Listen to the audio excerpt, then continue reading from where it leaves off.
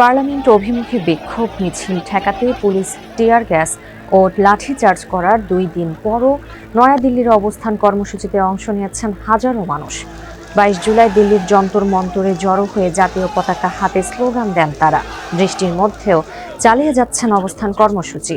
পরিস্থিতি বিবেচনায় মধ্য দিল্লির অনেক জায়গায় ইন্টারনেট পরিষেবা বন্ধের তথ্যও মিলছে ভারতীয় সংবাদ মাধ্যমে। আন্দোলন সংশ্লিষ্টরা জানিয়েছেন, দাবি পূরণ না হওয়া পর্যন্ত চলবে অবস্থান কর্মসূচি। বিশ্লেষকদের মতে প্রধানমন্ত্রী মোদী ও তার দল বিজেপিকে চাপে ফেলার বড় ইস্যু হয়ে উঠেছে তরুণদের এই আন্দোলন। শুধু দিল্লি নয়, মুম্বাই, বেঙ্গালুরু, কলকাতা, গোয়া, তিরুবনন্তপুরম, জম্মু ও আহমেদাবাদ সহ ভারতের বিভিন্ন শহরেও ছড়িয়ে পড়েছে বিক্ষোভ।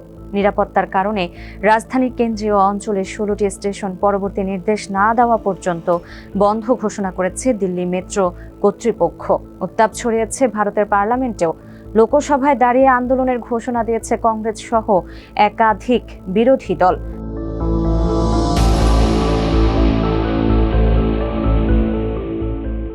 দক্ষিণ এশিয়ায় তরুণদের ক্ষোভ যে এখন শুধু একটি দেশের সীমায় আটকে নেই, সেটিই যেন আবারও মনে করিয়ে দিচ্ছে ভারতের এই আন্দোলন। বাংলাদেশে 2024 সালে শিক্ষার্থীদের আন্দোলন যেমন রাষ্ট্র, রাজনীতি ও তরুণদের সম্পর্ক নিয়ে নতুন প্রশ্ন তুলেছিল, তেমনি ভারতে নিট প্রশ্ন ফাঁসকে ঘিরে শুরু হওয়া এই বিক্ষোভও দেখাচ্ছে শিক্ষা, কর্মসংস্থান ও ভবিষ্যৎ নিয়ে অনিশ্চয়তা তৈরি হলে তরুণদের অসন্তোষ দ্রুত ছড়িয়ে পড়তে পারে রাজপথে।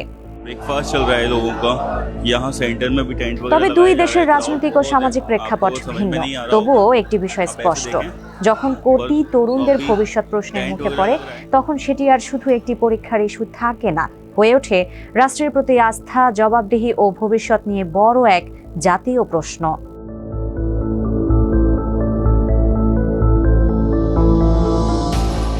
ভারতে প্রশ্ন ফাঁস ও বেকারত্ব বিরোধী ককরোচ আন্দোলনের সূত্রপাত হয় চলতি বছরের মে মাসে, যখন সুপ্রিম কোর্টের এক বিচারপতি বেকার, তরুণ ও আন্দোলনকারীদের ককরোচ বা তেলাপোকা বলে কটূক্তি করেন। প্রতিবাদে অভিজিৎ দীপকে নামের এক তরুণের নেতৃত্বে ককরোচ জনতা পার্টি নামে একটি ব্যঙ্গাত্মক প্ল্যাটফর্ম গড়ে তোলে ক্ষুব্ধ তরুণরা।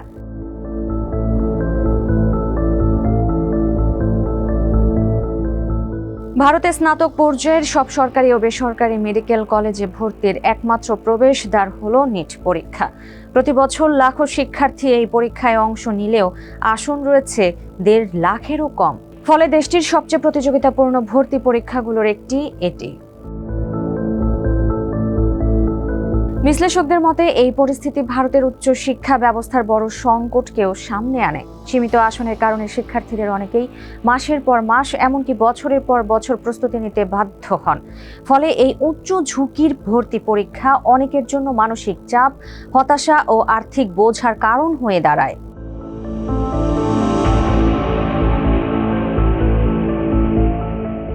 ভারতে বিভিন্ন নিয়োগ ও ভর্তি পরীক্ষার প্রশ্ন ফাঁস নতুন কোনো ঘটনা নয়। 2024 সালেও নিট পরীক্ষার প্রশ্ন কয়েকটি স্থানে ফাঁস হয়েছিল, তবে সে সময় পুনরায় পরীক্ষা নেওয়ার সিদ্ধান্ত হয়নি। কেবল নিট নয়, পুলিশ কনস্টেবল নিয়োগ, শিক্ষক নিয়োগ সহ আরও বিভিন্ন সরকারি পরীক্ষার প্রশ্ন ফাঁসের ঘটনাও অতীতে ঘটেছে।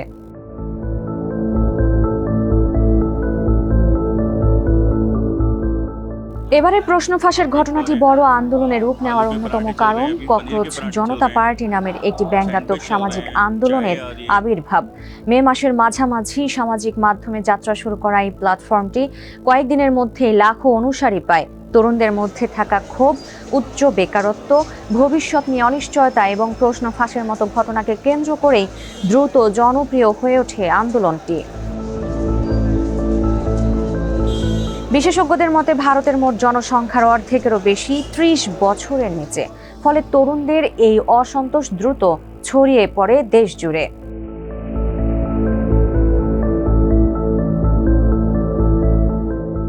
ভারতের শিক্ষামন্ত্রী ধর্মেন্দ্র প্রধান বলেছেন, তরুণদের উদ্বেগ দূর করতে প্রতিশ্রুতিবদ্ধ সরকার। পরীক্ষা ব্যবস্থায় প্রয়োজনীয় সংস্কার আনারও ঘোষণা দিয়েছেন তিনি। অন্যদিকে প্রধানমন্ত্রী নরেন্দ্র মোদী প্রশ্ন ফাঁসের সঙ্গে জড়িতদের বিরুদ্ধে কঠোর ব্যবস্থা নেওয়ার অঙ্গীকার করেছেন।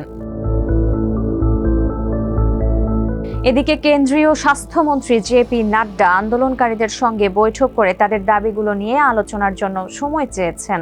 আন্দোলনকারীদের দাবির মধ্যে রয়েছে শিক্ষামন্ত্রী ধর্মেন্দ্র প্রধানের পদত্যাগ, প্রশ্ন ফাঁস ইস্যুতে কার্যকর ব্যবস্থা, হাসপাতালে ভর্তি অনশনকারী কর্মী সোনম ওয়াংচুকের মুক্তি এবং প্রশ্ন ফাঁসের পর আত্মহত্যা করা শিক্ষার্থীদের পরিবারকে জনপ্রতি 1 কোটি রুপি ক্ষতিপূরণ দেওয়া।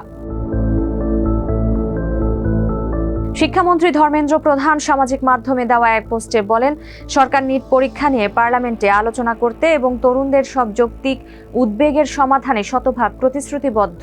একই সঙ্গে তিনি রাহুল গান্ধীর সমালোচনা করে বলেন, ভারতের শিক্ষার্থীরা কোনো রাজনৈতিক প্রচারণার হাতিয়ার যেন না হয়।